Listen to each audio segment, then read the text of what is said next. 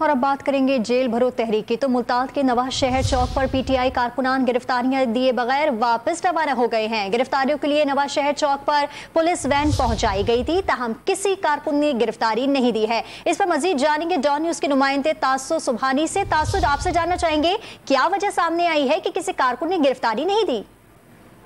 जी बिल्कुल, मैं आपको बताऊं कि तहरीक इंसाफ की जानिब से जेल भरो तहरीक का जो सिलसिला था, आज मुल्तान का नंबर था जहां पर जो है वो तहरीक इंसाफ के कारकुनों और रहनुमाओं ने अपनी गिरफ्तारी देनी थी। लेकिन मैं आपको बताऊं कि जो तहरीक इंसाफ की ज़राई इस्लामिया की जानिब से 200 से ज़ायद कारकुनों और 10 रहनुमाओं की लिस्टें जारी की गई थी कि ये आज जो है वो गिरफ्तारी देंगे।